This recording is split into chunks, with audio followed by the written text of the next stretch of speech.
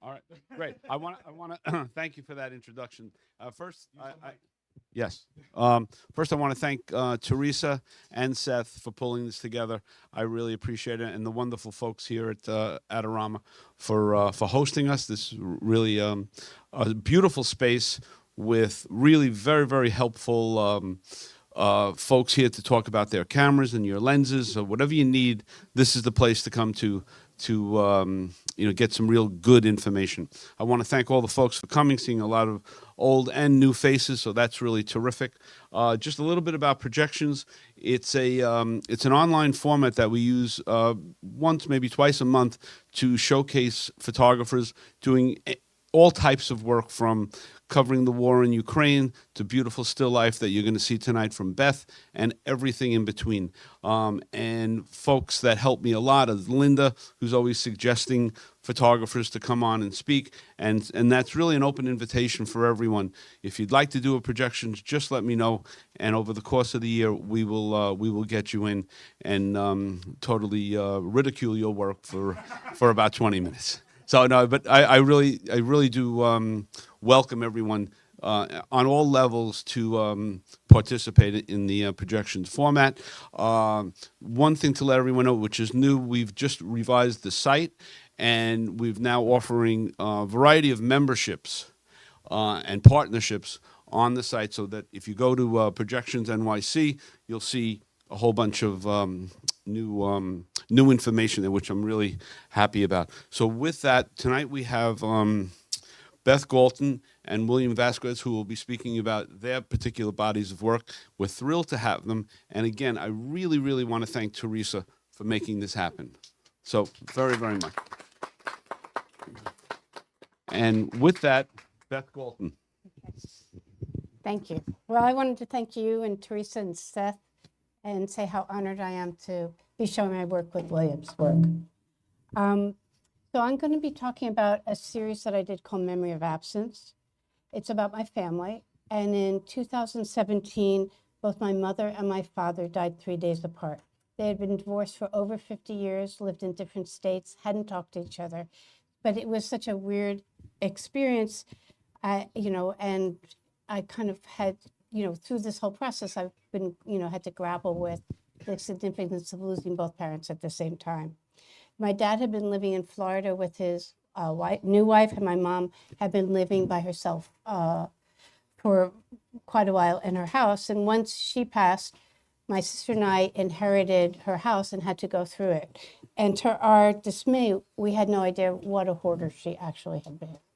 And what I found was memorabilia from my childhood, letters that she wrote that never mailed us, photographs from my family of my dad, even though they had only been married for 12 years by the time they got divorced. So it kind of made me start thinking I needed to take some of the stuff back to my studio.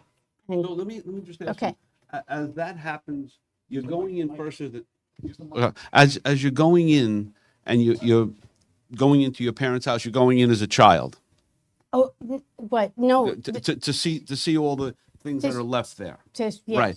And when does it click in that, wow, there's a treasure here and I need to document it?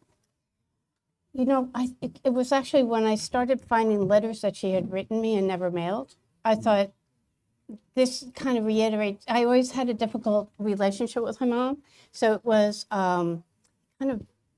there was real significance to finding these letters, thinking I need to explore my emotions and my feelings, and here's my chance. And I don't know if it's okay. Yeah. Will you share some of the letters or what was in them? A lot of them my niece ripped out of my hands and wouldn't let me keep. But there are a few that she wrote me that were kind of defending herself.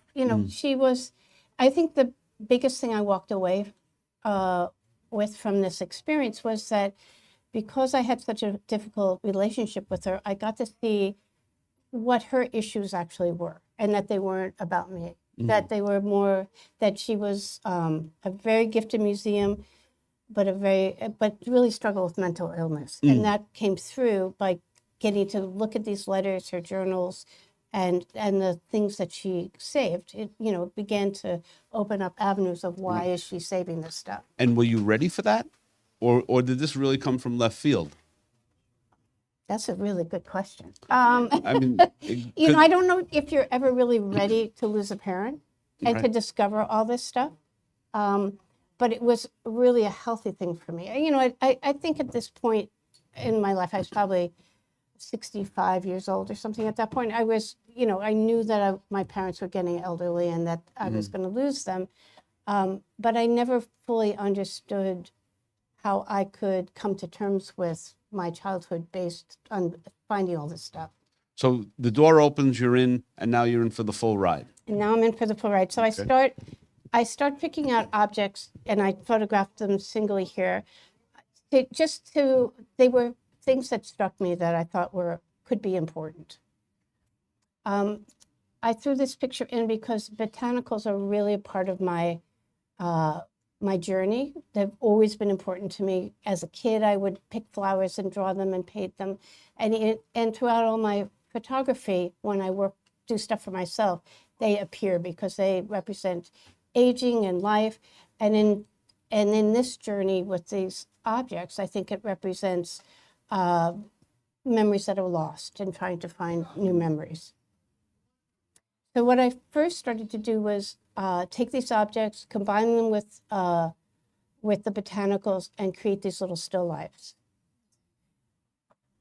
And then as I was doing it, I felt this need to I found that what I was trying to say wasn't coming across as well as I wanted it to.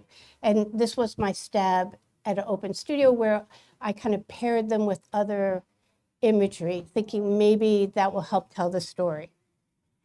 And then I went to a portfolio workshop and I showed them and nobody understood what I was saying. And I had been accepted to another portfolio review and I thought I better get my act together and figure out how to expand these so that my story is really obvious and can be told. So you go to a review, but this is really personal, right?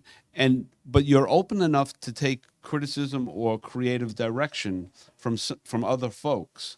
That's a pretty hard thing to do, don't you think? I mean, just hearing you, like this is my life, this is my parents, and now somebody's saying, do it this way, do it that way. Why don't you try this? That's to your credit that you're open to something like that. Well, they're not particularly telling me what to do. They're just saying it's not working for me. And I think because I come from the commercial world, I'm used. I grew up in a world where you had to take criticism, you had to hear what they had to say, you had to say, okay, well, how can I redo this so that my client is happy? Right. So with my personal work, it's gotten to a place where I always listen. Doesn't mean I always agree. Right. But I will always listen to what they say. I mean, I have a book, COVID Diary, and I was in a workshop and one of the teachers was like, I don't like this at all. You need to shoot things in focus. And I'm like, I'm not bailing on this. I got to see it through. So it is kind of like you just listen to what people say and say this resonates or it doesn't. Right. So the lesson is we're not seasoned so much to the point where we don't listen, at least. Right. I mean, you allow yourself to be out there, absorb it, and then say yes, no, maybe. Well, I think also when you're taking photographs that are storytelling like this, that you want your story to come across, right? I mean, I'm not taking pictures and putting them in boxes anymore. I used to do that, and they'd sit in boxes and nobody ever saw them. So now I want them out there, and I want people to look at them, and lots of people walk by and say, this doesn't work. But then other people walk by and say, this says something to me. And I want, for the people that are receptive, I want them to be able to say, this means something to me. Okay. And I see the story. Right. And they see their own stories in it. That's the ultimate goal. And my final question, which we're not near, but I don't want to forget it. What did your family think? But we'll talk about that later. We'll talk about that later. Okay. Okay. So I went back to my studio and I found these pictures. And what I started doing was printing out the photographs that I had created and then trying to see how I could layer them to begin to tell a story. And because I have a background. I started with 8x10 film, everything. I didn't want to strip anything together. I wanted it all to be in camera. I wanted it to have a sense of dimension and depth. And I have to say that the researcher I worked with really helped bring that forward. So here's an example of, I started by pulling, the napkin was something my mother had embroidered when she first got married, and these were recipes from her little card file that she kept all her recipes in. And so at first I thought, well, maybe I could take other recipes and integrate it. And then, meals were always fraught, and I thought maybe I need to start putting words in. And words are always hard for me to use, but I felt like it began to tell the story better. It's like an archaeological find. It is like an archaeological find. And it's also looking at your past and also looking at the feelings that you get from the past, right? Yeah. So this is how the photograph ended up. And I wrote, as I've entered them into contests, I've written statements about them. So that's what you see there. This one was created on my mother's first birthday after she died. She died in June, and she was born in February. And I felt like I needed to acknowledge her death and acknowledge her birthday. This was the first birthday that she wasn't around. And again, I used words on pieces of paper, and I felt that I needed to have the flowers moving in motion in there to kind of signify time. And through this process, did we get closer to Mom? Did we we understood her more? Do we have regrets? I understand her a lot more. I got to really see her in a better light of, understanding why her behavior was the way she behaved towards me. I don't have regrets. I think I just have a greater understanding. Because, and there are photographs in here, I can talk about this, like I think the next one is, but so much of who we are is passed from generation to generation. Right. And she had a difficult time with her mother, and my mother kind of treated me the same way her mother treated her, because we were both the oldest. So I think that I got to see that. I got to understand what was just being passed from one generation to another. And fortunate for me, I had a son, so that ended it. Right. Right. So this photograph was, I never believed in the afterlife, but when we got this house, I felt like my mother was there. And this is her mirror from her bedroom, and what I really wanted to do was kind of encourage her to leave, that her spirit could leave this place and kind of try and, help her move on. And this is I know not what you seek, but I know you're there. And are you collaborating in any way with your siblings as you're going through this? I'm doing this, I'm trying that. Do you look for feedback from them? I would show it to my sister, and I talked to my sister about it, but it was very painful. I mean, because it was, when my parents got divorced when I was 10, my sister was 8. And they, dysfunctional families, my mom kind of said, you have to choose between your father and I chose my dad, and she chose my mother. And so even though we all lived together, I never lived with my dad, it still created so much tension and craziness.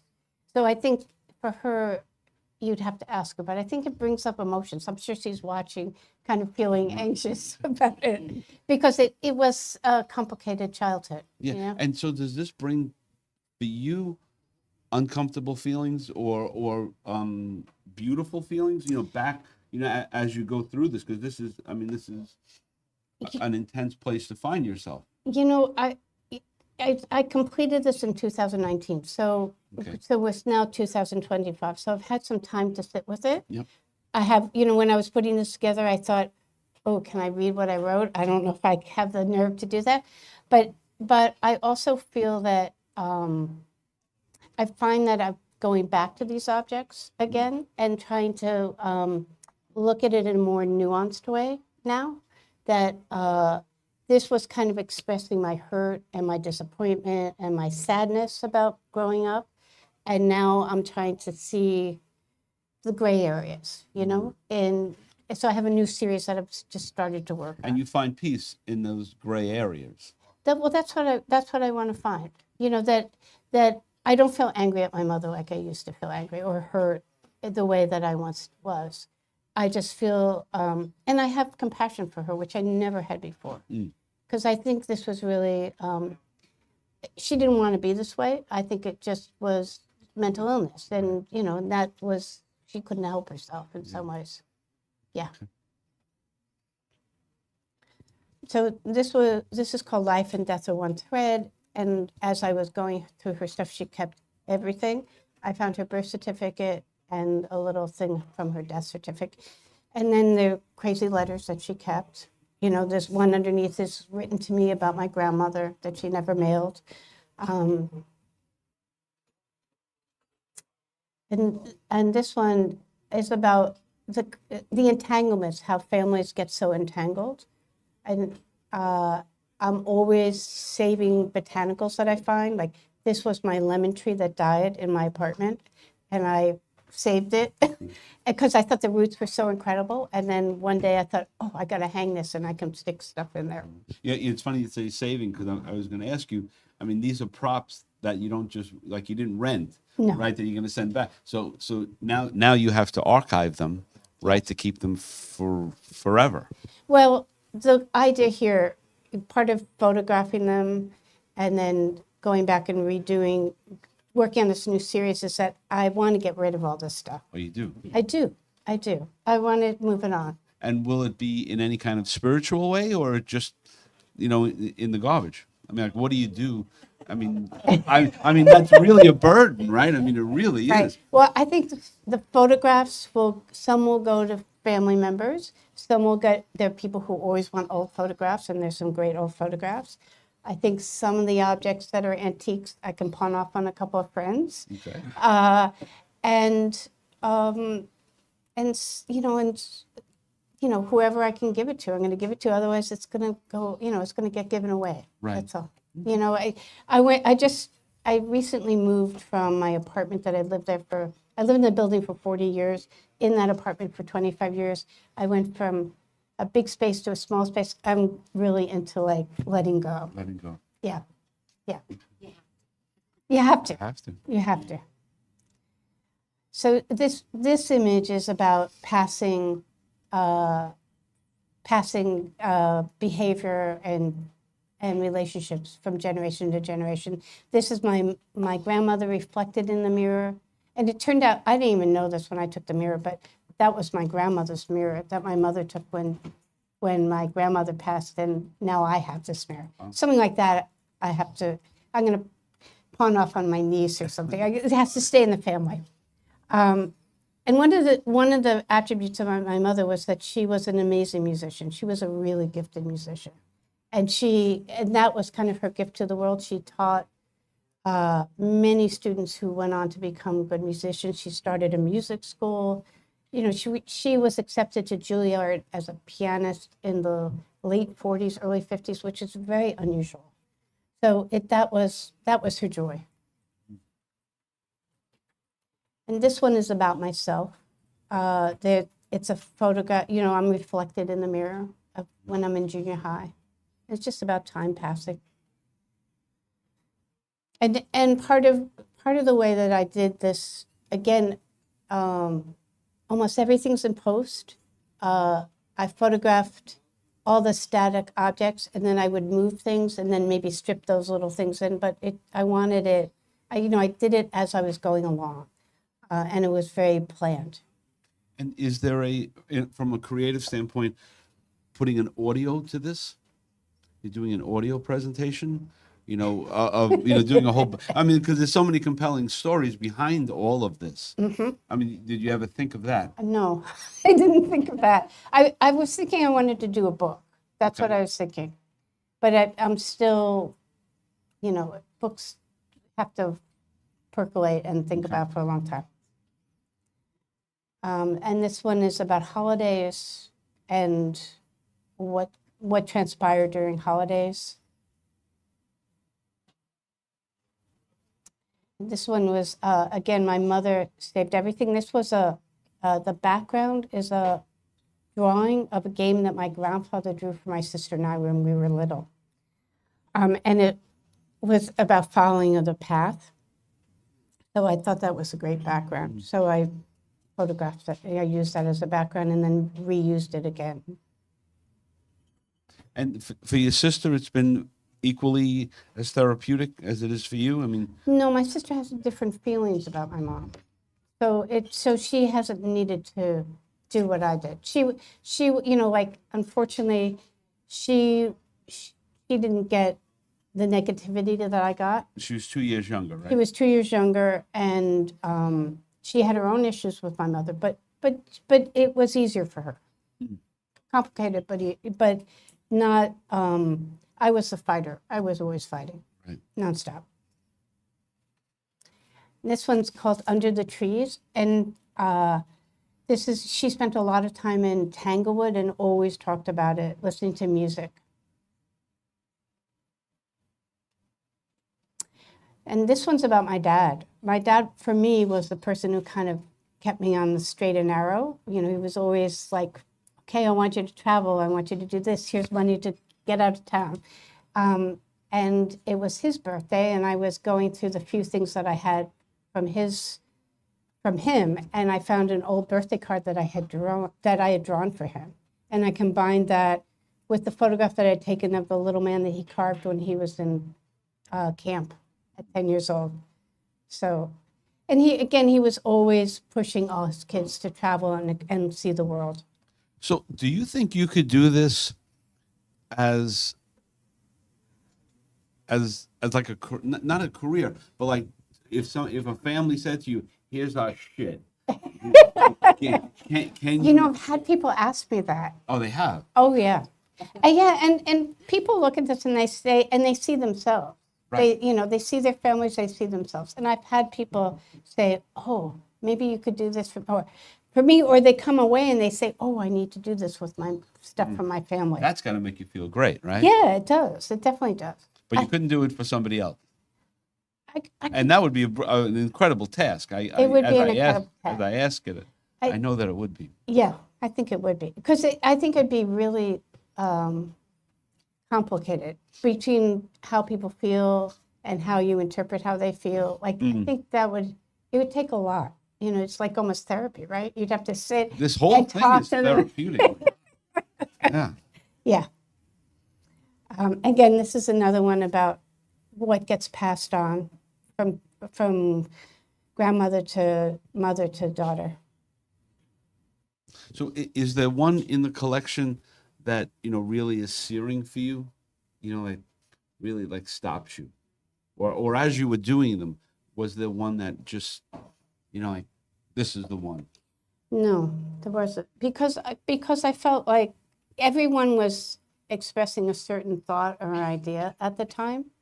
And I think when I did them, there was a lot of hurt, and I don't feel that way now. So I think the dark one about myself, that one I really like. But they all say a different story, And how many are there? They're 20. 20. Yeah, we're almost done. No, it's fine. I was hoping there was 200. No, there's 20. There's lots more that I never did anything with, and that's part of why I keep thinking, how do I expand? How do I tie this all together? And this one's about my sister and I, and kind of us looking out the window. Read that one for us. A reflection of my sister and I as young girls. We were watching alert, but not comprehending the surrounding chaos. The fabric of our home breaks apart, but we remain two girls connected by our past.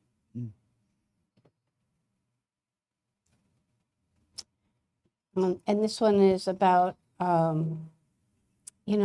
mother remarried 6 months after she left my dad. Wow. So we were always like, were you having an affair with our stepfather? Like, no, I wasn't. And then when she passed, we had a memorial in the house, and I wanted to have photographs of my step siblings, and I found this scrapbook with all her letters and photos of her family, my step siblings, and in there were love letters from like 2-3 years before they got divorced. Oh, wow. Yeah. So she lied. So she lied. She got discovered. But it was one of those things like, my husband was like looking and he says, "Look at this." But do you think as she was lying to you both, was it to protect you? No, I think it was about herself. Yeah. I think it was about herself. And I think also sometimes when people are not as stable as they could be, I think they make their own stories, and I think she created her own stories about what happened. Wow. And yeah. But she really did you a favor, both you and your sister, to keep all this. And crazy amount. I mean, how wonderful is that? My sister doesn't want anything to do with it. She's like, dump it. Yeah. And this one is about my dad. So it's Life with Father, Ode to my father. In spite of the turmoil created by my mother, my father was a constant presence in our lives. Often wearing a pink tennis shirt to the court, he was an avid tennis player who passed on his love of the game to his offspring. Okay. Beautiful. And this is called Broken Rim Record. It grapples with my mother's passion for music and her dysfunctional interior world, a splintered, ever-changing landscape for us to navigate. So what piece of music would you hear that stops you in your tracks, makes you think of your mom? Brahms. Yeah. There's a Brahms, and of course I can't remember which symphony. It's a Ode to Haydn that she used to play all the time. Yeah. And this is, I cannot see what flowers are at my feet. An ode to mom, a woman adrift in the world, searching for her place. And when you hear that piece of music, does that give you comfort? Like, what does that do for you? I've been going back and playing music from my childhood, because my mom was a kind of music became complicated for me. So as I was a musician as a kid, we were all forced to play instruments and play quartets and quintets, and as soon as I left, I stopped playing music. So this has been a process of going back to music again for me and kind of reconnecting and exploring those feelings. So it's like finding an old friend. That's nice. Yeah. That's real nice. This one is called Memories of a Life, and you know how when you see photographs of one person, you think like, do these really represent who they are, how they're feeling, right? These are all photos of my mom, and I was like, is this really her? I don't see the person I knew growing up in these photos, and I wanted to kind of memorialize who she was in this. And this last one says, please forgive me. Letters received, is it love or self-preservation? Because she towards at the end of her life, she became very difficult, and I had to kind of separate myself. Yeah. So she would send me letters that were partial, apologies, but they were more about her than about really apologizing. So it was kind of understanding what they really meant. And at what age, for your mom, did we realize she had, she had issues, mental health issues? My mom was 16 and was having mental health issues, and they put her on medication at 16. And that's back in the day, right? We're talking, late 40s, probably. Right. And I talked to my aunt about it. My aunt was saying that, there was mental... Your mom's sister. My mom's sister. There was mental illness in the family. And, going back, those were the people that were put in institutions. But they decided that with my mom that they would medicate her. So she spent her life medicated. Wow. And the medication became really crazy. But I think that it was a lifelong struggle for her. She was agoraphobic. She wouldn't travel. It was hard for her to leave her house. It was complicated. Yeah. Wow. Yeah. I hope that's not too much information. It's what? Too much information. No. You're sharing. I mean, yeah. It's a very compelling story. It was a really cathartic thing for me to do. Yeah. It was a really great process, and it kind of it's really the first big project that I've done that I got to really express myself.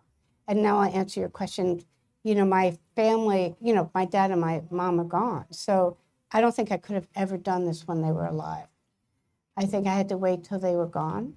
And my sister's seen it, but I don't think my aunt has ever seen it. And there's nobody else in the family that would respond Right. to it. Yeah. But I don't think I could ever have. I thought a lot about that I couldn't. I had to wait till they were, my mom was gone. It was just too complicated to do that.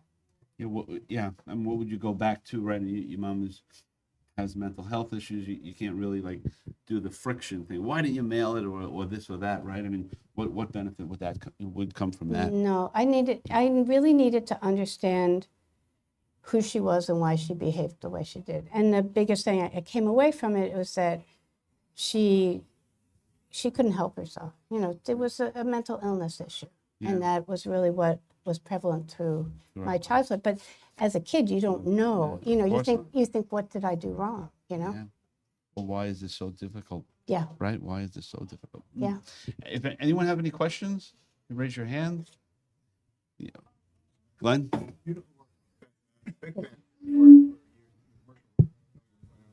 Thank you. I just my question is, why do you care what people think of a person's work? Like when people would say, "I didn't get it," how could they possibly get what you live Right. in your life? I don't know why that even means anything. So Glenn is asking, you know, why take the criticism or ideas from other people and you're doing such an intimate project, why give credence to somebody else? Again, I think I'm kind of trained from 40 years of commercial work that, and I mean, it's terrible to say, but I think there's like my ego involved. I'm kind of like, I want to do something that will be acknowledged and successful, Right. Yeah, that's fine. but I still want to hold on to who I am. And I think it's important. I take photographs because I want to say something and I want somebody to understand what I'm saying. And the information I was getting back was that people weren't seeing that. So that's why. They don't, Right. people look at this and they don't, I mean, I've just bared my soul to you. Most people don't get what I just told you. But the people that it does resonate with, they see themselves. They see their families. It tells them a story about, and makes them think about themselves, which is ultimately what I want with a photograph. I wanted people to look at it and say, it makes me feel a certain way. Yeah, and that was why I asked the question about the audio piece, because you speaking about these brings us in to a space where we're sitting next to you and your sister going through this, or we're lamenting with our own parents about that and about that and about that. So the words really matter. In this case, I mean, we didn't read all of the quotes, but there's a piece that connects it in a really beautiful way, and then I think everyone then can associate it to themselves, and then it becomes something bigger. Michael has a question. You're talking about the words. Who are you writing to in all of the? Oh, what a good story. A question. That's a great question. Yeah, so Michael's asking, these quotes or the things that you've written there, who are you writing that to? I think that I'm writing them to myself because as a child, especially of that generation, my generation, you were seen and not heard. And I think that it was me, and that was part of this project too, was saying, here I am. In every photograph, there's a part of me, but with the botanicals, I'm putting myself into this image.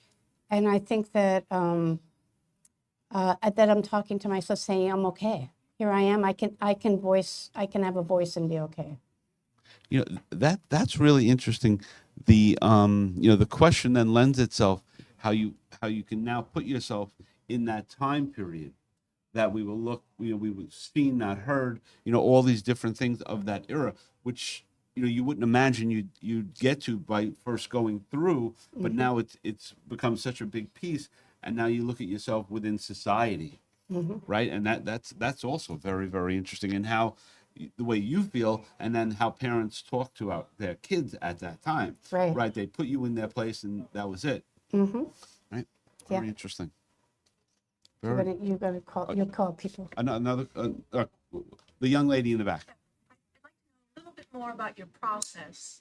For example, which came first, the pictures or the words? And as you were assembling the pictures, was it something you had in mind, or did you just, oh, I'll try this, now I'll try this next to this? So the question is really about your process. How did you start? How did you start to add things, take things out to get to these images? I found objects that I felt spoke to me, and I kind of connected with those feelings about that object. And then I thought about what could I add to it that might help expand that idea, if that makes sense. Yep. And often I don't, it's intuitive. I don't plan it out. It just kind of evolves. Yeah. You have a question there? Polaroid. Who's that on the Polaroid? Okay, so all the pictures in this image are of me as a baby and my grandmother holding me as a baby. Wow. The Polaroid shot? Is what? Is it a Polaroid? No, they're old photographs, from the 50s. Like, Yeah.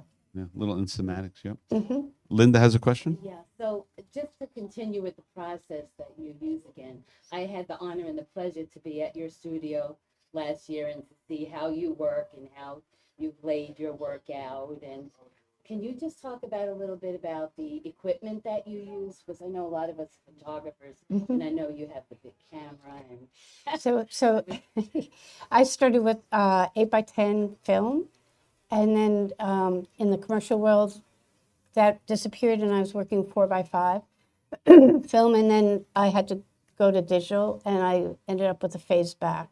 So I still really like working with 4x5, and I still have my phase back. So all this is done with the phase back. But I look at my equipment as a tool. It's not, I could do this with 35 if I needed to. The phase I really like it because it has a range of colors in there that I think other digital backs don't have. And then you can do amazing things with it because there's so much information. The guy who retouched these, was thrilled to work on these because there was just so much information. Right. Any other question there? Did you put the camera and then Yeah, the camera. Yeah, if you look at. Yeah. Yeah. So where was the camera? So the camera was above. So if you look at the image on the right, you can see the camera. See the 4x5 at the top. That's where it was, and it's straight down. Yeah. And they were all done with daylight, and which was a big thing for me because I'd always shot with strobe and then tungsten, and I just thought I want to learn to really work with daylight. So it's been a really amazing process. Great. Well, I mean, I think we've all gained a lot. That's really a great story. You should continue, and Thank you. You think about a book? I do want to turn it into a book. I'm just not sure if it's ready yet. That's what I have to keep working on. Yeah. Great. Thank you. Beth Galton. Thank you so much. We'll take a 10-minute break, and then we'll have William Vázquez come up. 5-minute break? We're live. We're going right straight away. Straight away. Let's go. Hold on, chat. Don't go anywhere. This is first day. Don't worry about it. All right. Man.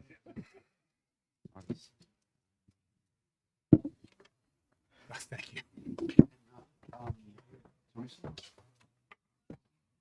All right. So. Gotcha. Thank you.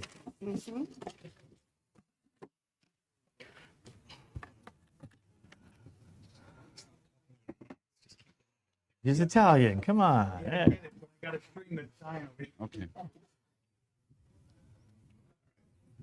still with Frank. Come on. Okay, so we're back from our break.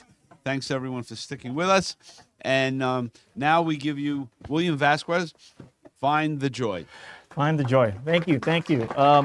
Thank you, Frank. Thank you, Adorama. Thank you, Seth. Thank you, Teresa. It's really fantastic to dear. be here. And, you know, Beth, just amazing presentation. I feel so. I'll try to keep up with her. So I've been a photographer for about 1 million years. And I photographed basically every kind of thing you could possibly imagine in my career, you know, starting with film, 8x10, I did still life, I did this, I did that. But for the last maybe 15, 20 years, I've been doing a lot more humanitarian, kind of social responsibility, that kind of photography. So my work tends to be like outside in places all the time. So my studio is basically kind of like wherever I am. What made you transition? You know, I mean, it's just, you know, I've always was a sort of a photographer that did many things. And it was a client, you know, said, hey, we got this opportunity. You want to go to Afghanistan to go photograph? Sure. So, and that's kind of how it started. But the struggle was, coming from a commercial background, was how do I present these people? How do I show them? How do I, and that was actually a big question for me. It was a real problem a little bit in the beginning, you know, because you see, do I talk about their circumstances? Do I talk about like the poverty? Do I talk, you know, where do I focus myself on?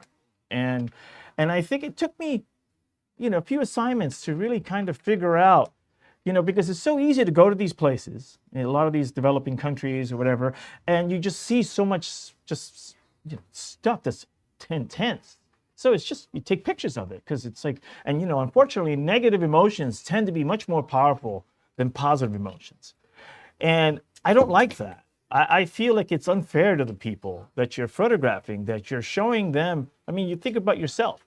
How would you like to be presented? Somebody comes out of nowhere and takes a picture of you. How would you like to be sort of taught, you know, shown?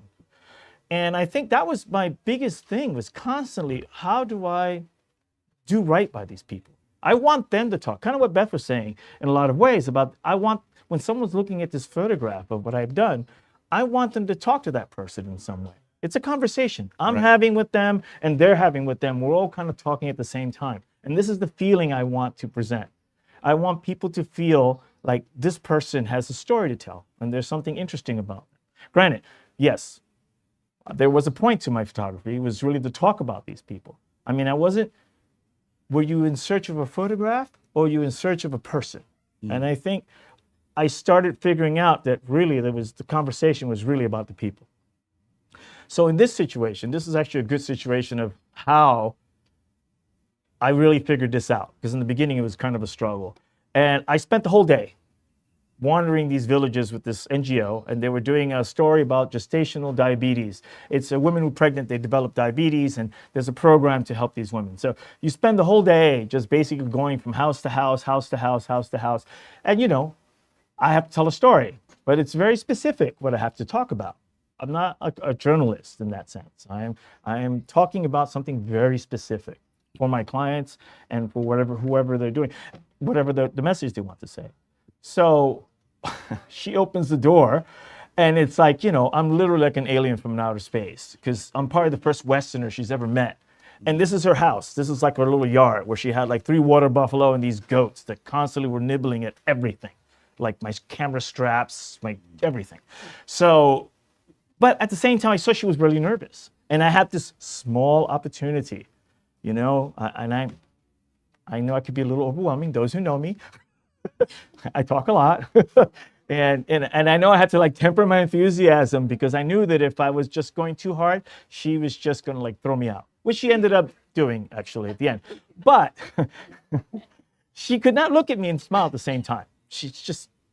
That just wasn't happening. I find this, and so this is where I started feeling like, you know, maybe I need to approach this photography with a bit of a sense of humor instead of, This is in India. This is in Chennai, India, southeast India by the Indian Ocean.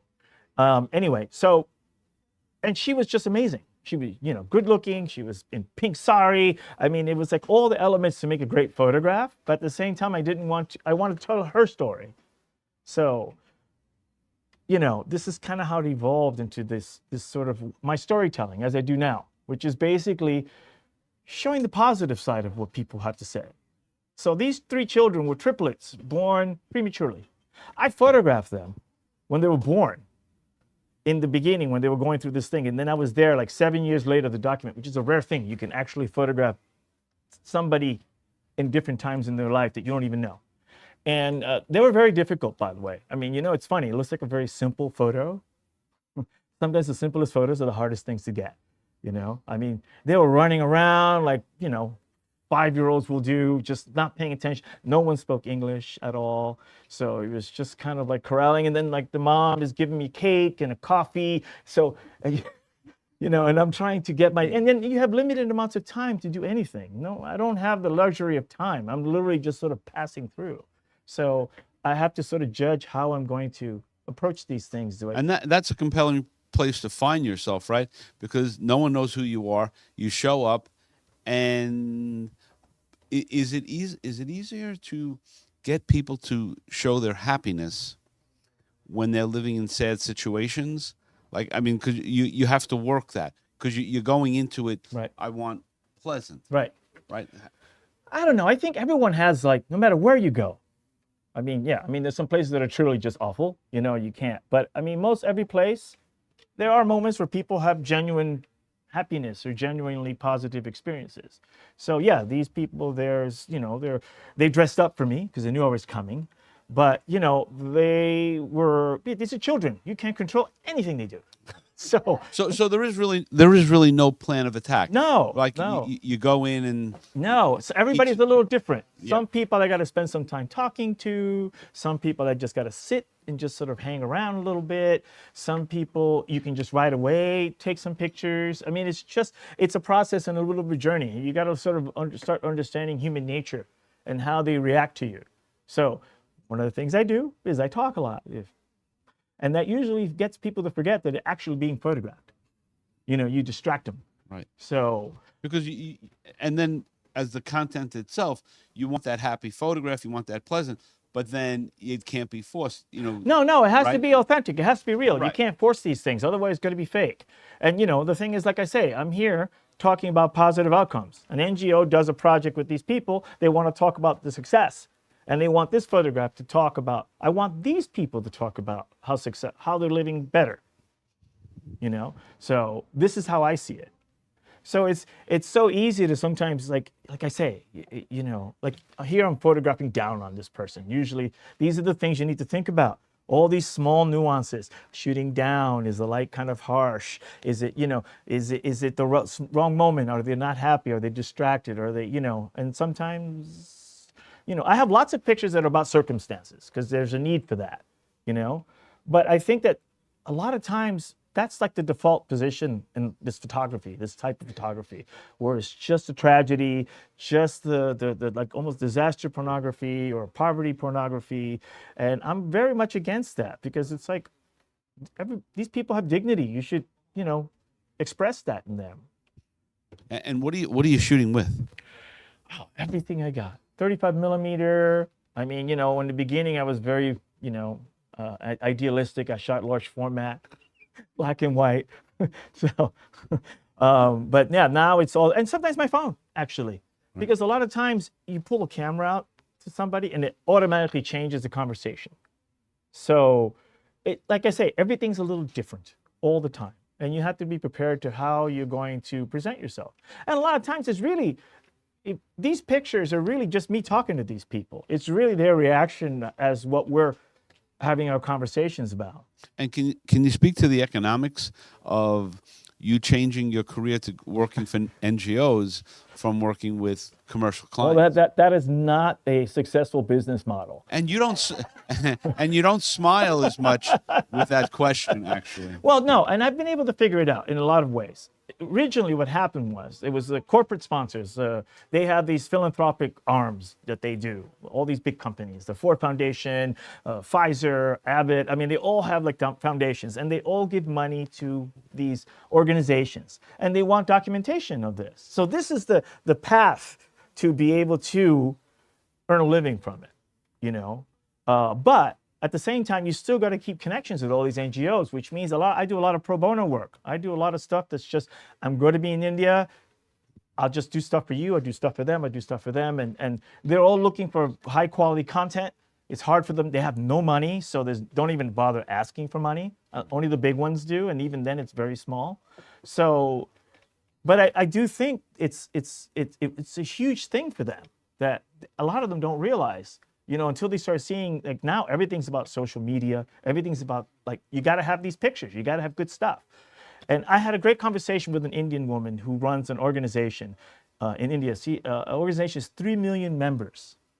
So, and one of the things she would complain about, she has a lot of, like, Indian photographers, like her people, and she always complained about how they portray their own people because they don't see, like, how we see things, So we look at somebody sitting on the floor and we see that as a negative, working in the floor, or something kind of dirty.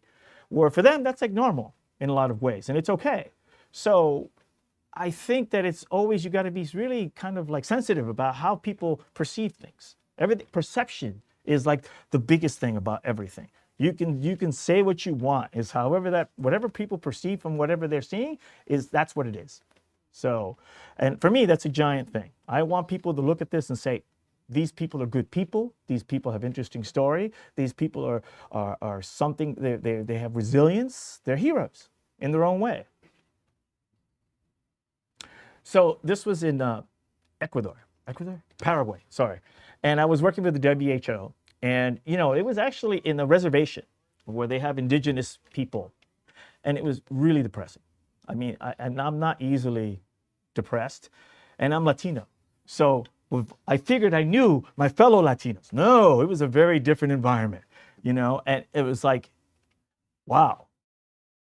So it was really hard to get people to kind of get out of this sort of funk, that they're sort of in, and then open up to me. Because really, once they relax and then we start having conversations, things start happening. So this was a teacher, and she was after school, and she was with her daughter, or son actually, in the classroom. So you're on the plane home. You've got to feel so rewarded after these different varying projects that you shoot. Yeah. I mean, the only thing is that sometimes I'm working for clients.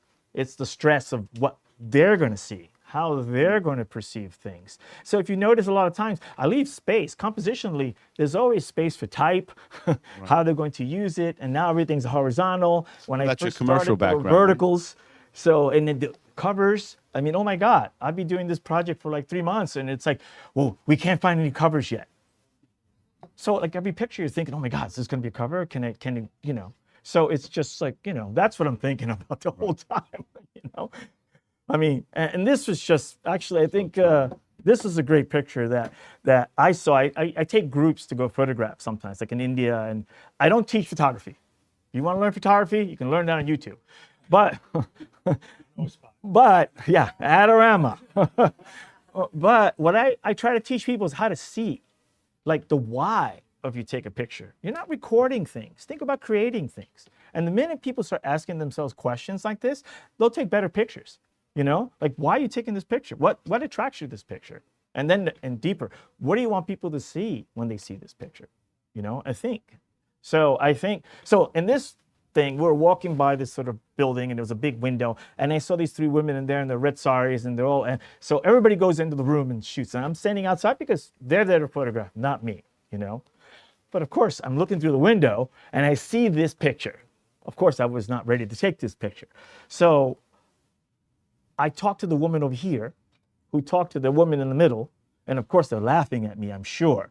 Absolutely positive. Like, look, what's this guy talking about? And I got that, which is exactly what I saw. So these are the things, I wouldn't say manipulation, I think that's the wrong word.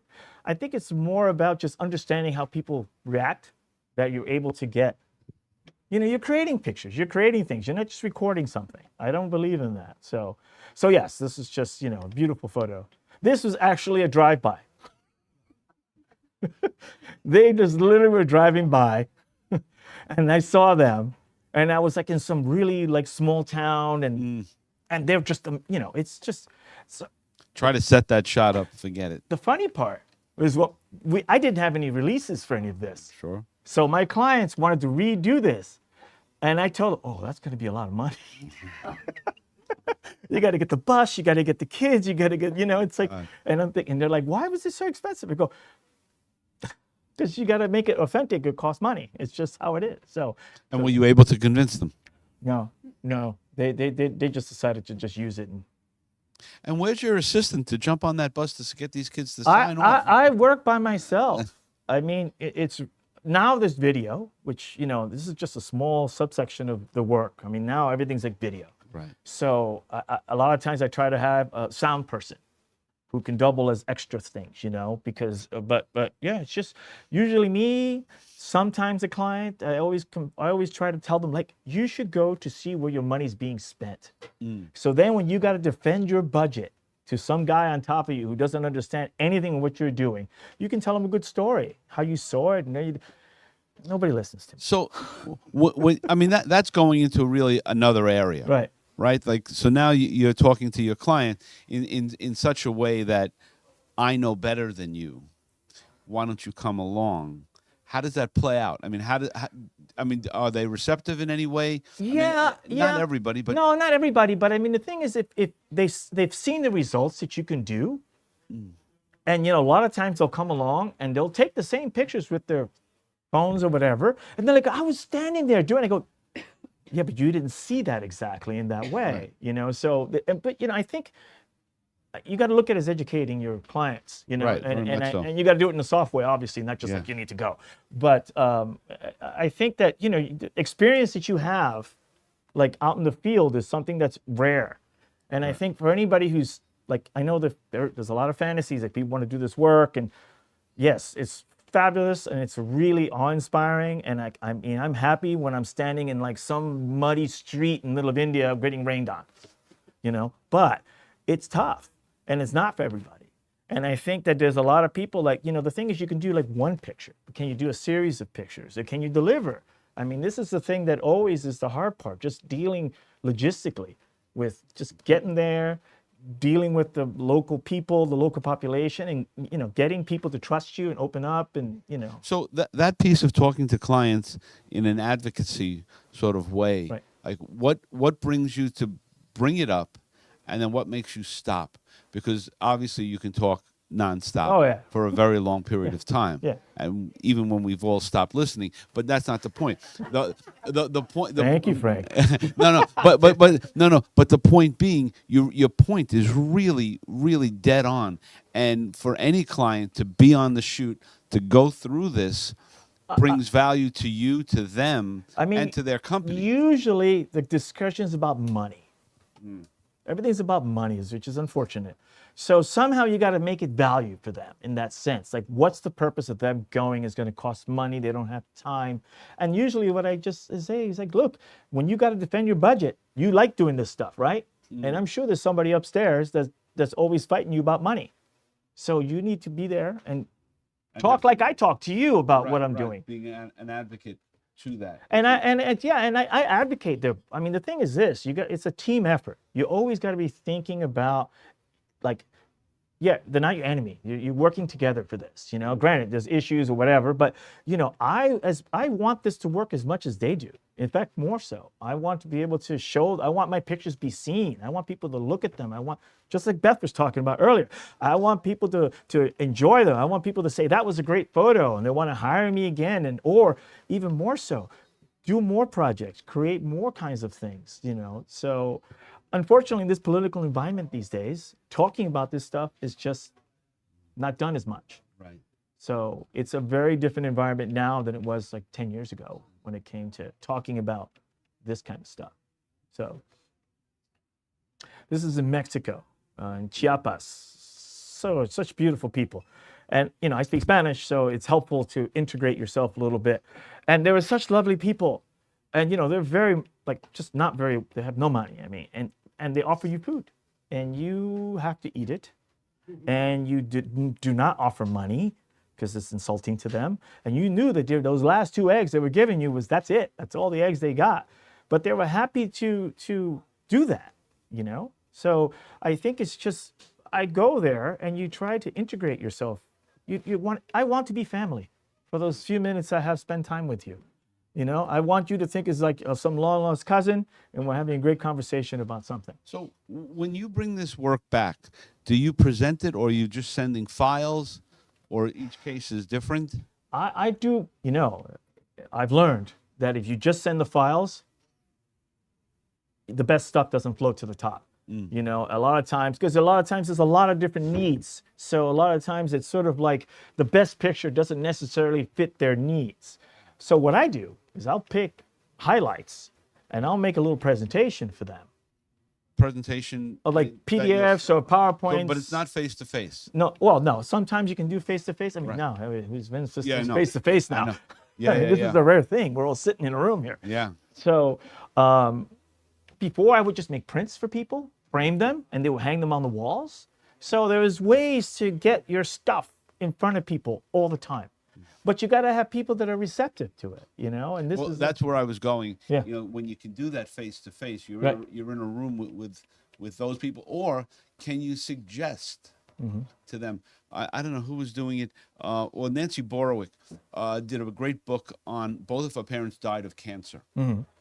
and she ended up in this network of presenting to pharmaceutical companies who were giving drugs to her parents, Right. because those people never get out of their offices. Yeah, absolutely. Right. So it's sort of the same thing. If you could get in front of those Right. folks to say, listen, why don't 3 of you come, you know, figure it out in your budgets to come. You'll be humbled by Yeah. what you're doing Yeah. to help these people. Absolutely. And this is how I advocate. I go, you're doing amazing stuff. You should see it. Period. Right. Not just me. You know, you should see it. You're making this happen. You should see it. So it's always a struggle. It's because, you know, people don't have time, and I don't think they see like the value sometimes, you know, that, Yeah. you know, like, I mean, like, for example, this, I mean, yeah, there's some unpleasant moments because it's like smelly and it's hot and it's weird sometimes. And if people are not prepared, it's tough. But luckily I've been to all these places, so I'm able to give them preparation, and I make sure everybody stays healthy, and you know, that kind of stuff. And I always make sure people feel comfortable, you know. I mean, no matter where I go, everybody feels comfortable all the time. I mean, to me, that's like one of my big things is that I leave people with a positive experience, because I'm not only representing myself, I'm representing my country, my people, the company I'm working with, the organizations. I mean, so it's important that you leave in a positive way. You're not there to just take something, you know. So a photo like this, Mhm. can you tell us what that organization did to make this situation? Is it the plastic buckets there? No, Is it the water supply? You know, what is it? we were there because what they were doing is they give classes, like workshops, to women on nutrition. And then they also bring, like, I think they brought a doctor along. So the doctor gives them, so especially in India, there's a lot of that social kind of thing going on all the time. So, and, you know, I mean, so, and I spent some time with these women. I mean, I'm literally just sitting there for a long time, usually during the time that this is happening. And then I'm waiting for my moment to do my thing. So I know all sorts of information about all sorts of things Right. just from sitting in these meetings all the time, or some sort of classroom, or so yes, I just find it interesting because like this little girl has like these, you know, eyeliner, and I couldn't get an answer about why. So I kept asking, like, why do you do that? Oh, well, we just do that. So I'm sure there's a purpose. This was in Mexico, yeah. So I try different things all the time. You know, I want people in their environments. I want to see their home if I can.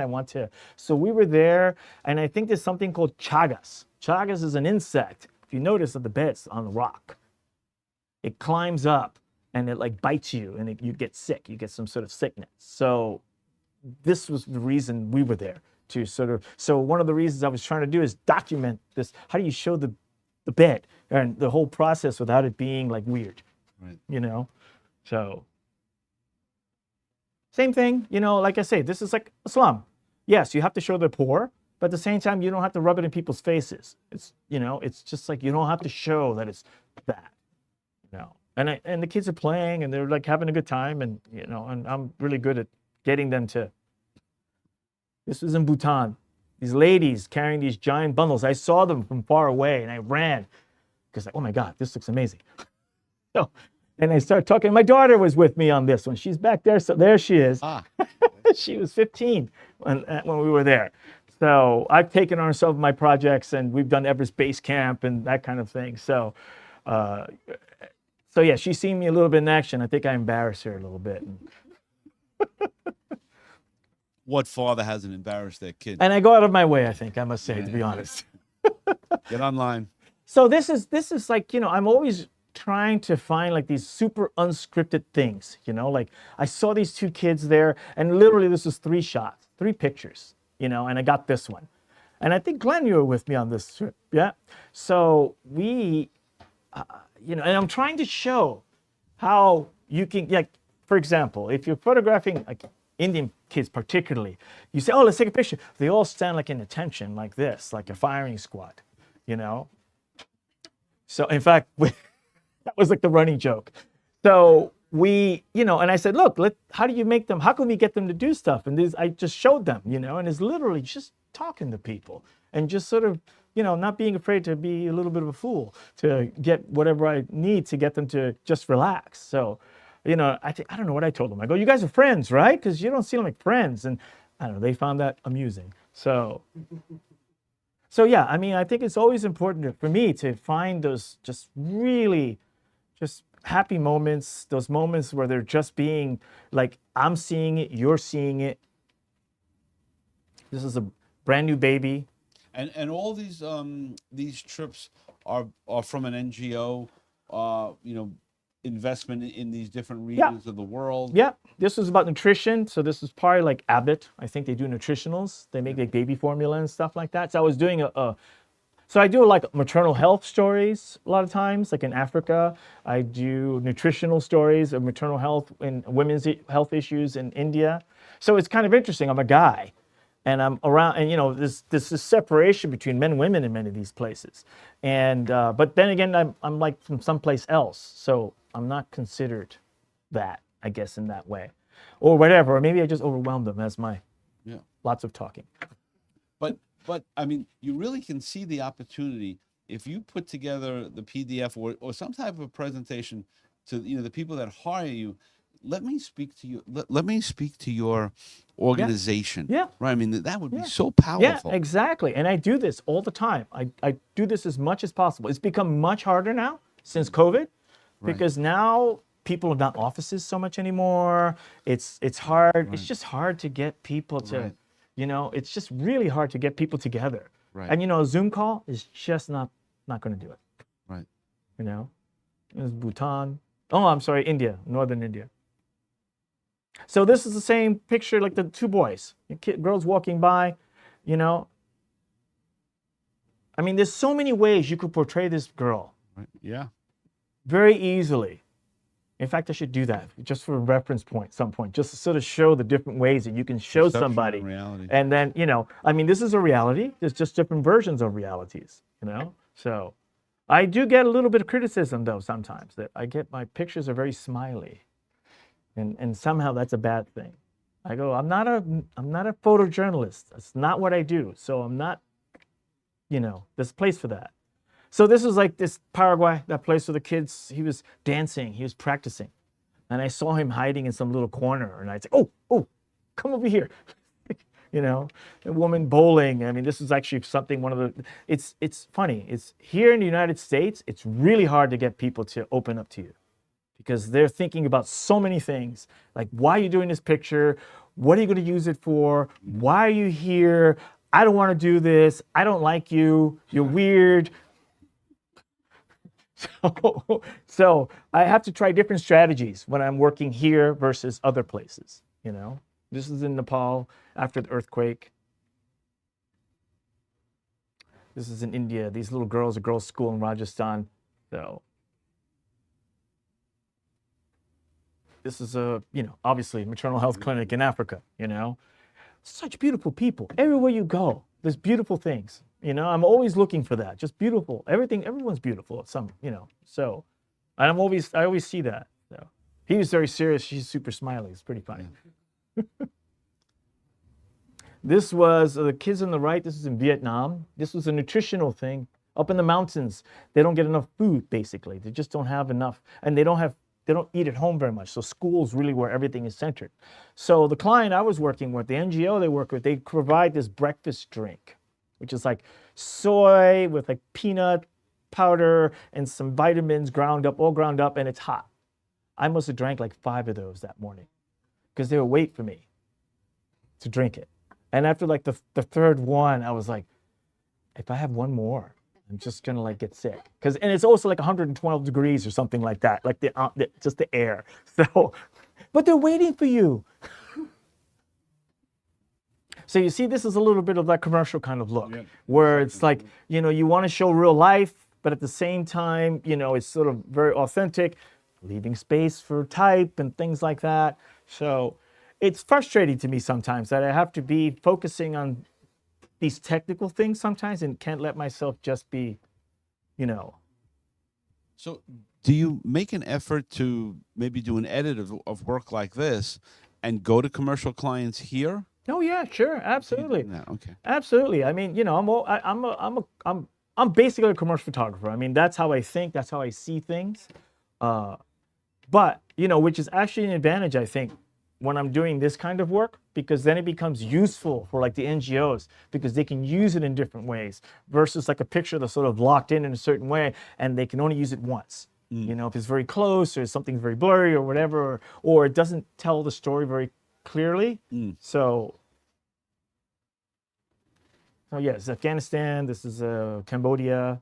This kid, I think he was very sick and they had like a nursing program. So I was in the back of a motorbike going around the countryside with this guy, the nurse, and he like visit all these children and give them medicine in a timely manner. So, Are any of the places that you find yourself traveling to dealing with civil unrest? oh yeah, That you find absolutely. yourself in dangerous spots? I try to. It's funny. I had a conversation with a client with that the other day. Like, are there places you don't go? I go, well, yeah. I tried it. No frontline stuff. I mean, I've done that. I don't want to do that. It's just I'll be like in Ukraine. I'll go to Ukraine, but I won't go to like Donbass. I won't go to the east. I'll go to Kyiv. I'll go to Lviv or whatever. But I won't go any frontline kind of thing. Although I say that now, but you put me there, and I'm like, yeah, sure, let's go. So. There's some place I've been in Africa where there's like civil unrest. That's a little scary because you stand out so much, Philippines in the southern when they were having their Islamic insurgency. I was there. So, I mean, it's just, and I'm like hanging out with fishermen, or Brazil in the favelas. Oh my God, that place is just like not safe at all, I mean, you're standing around waiting for some corporate dancers that were coming to dance. And around the corner, you see like the policemen, but they look like soldiers, and they're like, and everybody's like chill, and I'm like, what's with those guys? And like, don't worry about them. I go, well, I'm a little worried about them because they're pointing guns at me. Yeah, I mean, does that do you find that certain groups that are sending you off on projects don't do enough research, and others do, so that you're it's up always to safe? me to do the research. It is, I like what's this thing safe? with Brazil. Somehow somebody in the company found out that I was in these favelas, and I got a call from like their security division, and they wanted to like send security with me. And I'm like, no, that is not the right move here. You're going to show up with a bunch of guys in white Jeeps and guns, and that attracts attention. I go, what I do is I have my local contacts and we go talk to the chief and, make a deal. And usually people are pretty cool about all that. As long as you're pretty open and they understand what you're doing. And yeah, but there's always a little bit of the underlying like random stuff that can happen. Right. Absolutely. So this is in the Philippines. This is after the typhoon. This is in a tent in a building because the building was destroyed. And there, of course, babies are still being born every day.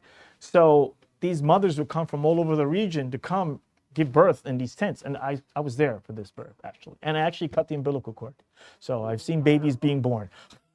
And I thought I was there and I saw it was happening and I was going to walk out to give them privacy. And I was like, no, stay.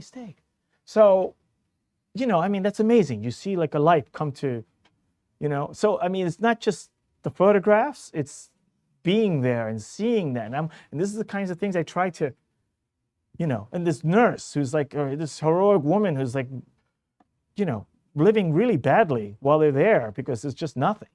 So from a reflective standpoint, you've been to these places where there's object poverty, right? Yeah. Right. And because I was in Perpignan and there was a photo expo there, and people living in dumps. Yeah, yeah, sure. Like an absolute. I mean, I'm sure places like that, and it struck me like how the need to make love is so intense, from the human condition, that even in these places, people need that contact. And will raise children where, if from the outside looking in, you say, why would you do that, right? Yeah, absolutely. But I mean, it really humbled me Yeah. when I saw that, like how powerful passion is. Yes. Right, because no one's going to dinner afterwards. No one had, a couple of beers before. There are It's no just- cigars being smoked after just- the baby's being right. born. And Exactly. it's beautiful love. Yeah. Right. I mean, that you need to do that. I mean, that's what this And the reminds me of. fathers are there, and they're all sitting outside, and it's just like, it's funny. It feels so much more like these moments feel so much more human than they do here, where you're sort of isolated from that process a lot of ways. You're in the hospital, and there's this and there's that, and here, it feels like you're really just in touch with your humanity. Even if it's not so safe, right? It's not the cleanest set of No, environment. yeah, I mean, and But I it's know- real. Yeah, and I know all these. I was in that place, and they gave me a glass of water, and they're like, "Wait a minute, no, you don't want to drink that. They're like parasites in that."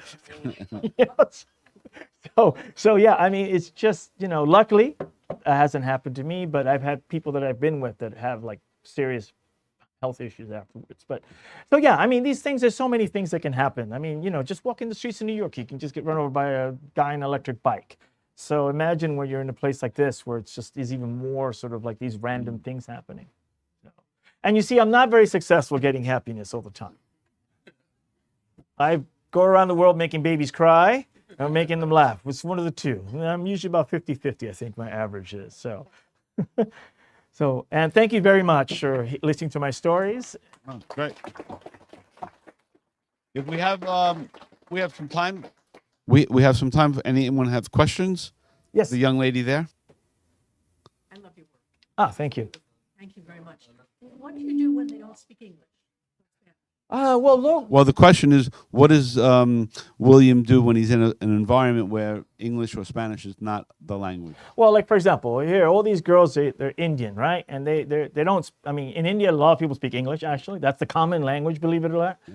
But these girls, and this is like a remote place in Rajasthan next to Pakistan. So, but human nature is the same no matter where you go. I'm good with kids. So right away, I remember one time I was in Mexico, even though I speak Spanish, but I was like running around playing with the kids for a while. Didn't take any pictures. People are like, what are you doing? I'm like, I'm getting the kids used to me being here. So then they let me do what I got to do. You know what I'm saying? So I think, and a lot of times I'm traveling with people that are local anyway, that can translate, but sometimes things get lost in translation. I mean, like you'll be in a place where there's a person, in India particularly, they speak many different languages. I remember I was doing video interviews where the person spoke Gujarati. So I had a person who spoke Gujarati Hindi and another person who spoke Hindi English. So there were two people in between for me to tell me what, and of course everybody's paraphrasing. I go, what did she say exactly? Because it was much longer than, Yes, right, yeah. It felt a little bit of lost in translation moment. Yeah. So, Gentleman in the back. USA funding for the NGOs. oh my So God. is all the government cutting of budgets? So How's that affecting your space? it's a combination of things that's happened, I think. Besides that, and a lot of times how I work was through the corporate philanthropy. So that money has basically kind of stayed the same in a lot of ways, but it's not, how should we say, okay to talk about things outside the United States anymore. So people will start criticizing them for, why aren't you doing something here? Why aren't you? So the government, doesn't really support that in a lot of ways. So, or at least the political situation. So I think what's happening now is sort of like you're seeing a lot less, I've seen a lot less just basically work in that sense. No one's, I mean, I was constantly doing this stuff for years. And now it's just been, so, and now I've been doing what I've been doing more pro bono stuff. But these NGOs even more so need communications and materials. So what I'm doing is I'll work with one company they'll send me someplace. I'll contact all these other people that I've worked with and I say, hey, I'm going to be in India. I got some time for you. I got some time for you. I got some time for you.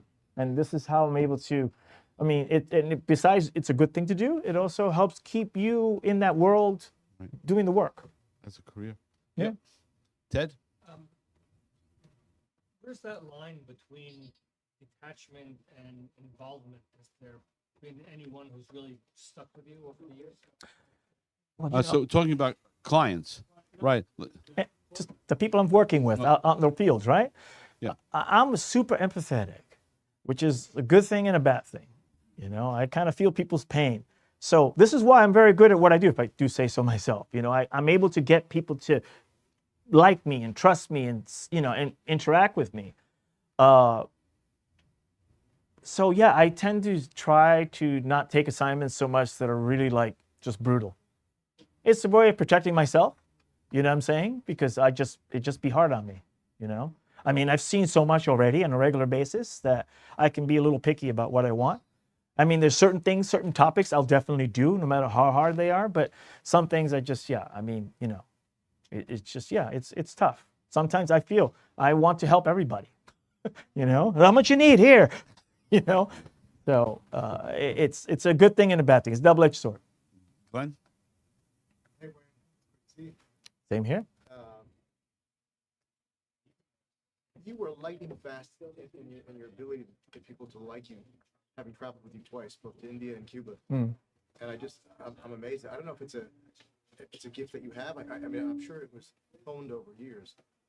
But just seeing you, the second we would be in a place, you were already there. We hadn't even got, you know, cameras out and don't even know what we're doing. And you're already getting images, one or two images that are better than everyone else's images.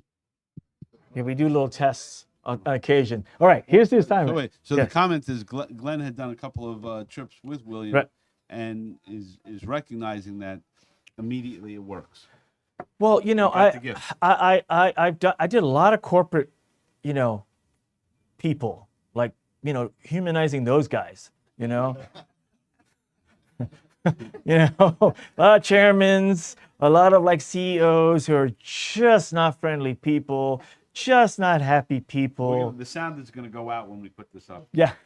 I know it's true. And, you know, I have no problems telling that to them because they know it, you know, and they'll laugh. And you know what? They'll say it and they'll laugh and we'll laugh together and I get some good pictures. So, I mean, I think ultimately it's just, I think that training of just sort of, you know, that's like, you know, you have 5 minutes to go make a great picture of this person and not make them look like a jerk or look like something that's, you know, and that really, the fear of failure really trains you. And plus just getting yelled at and getting laughed at, you know.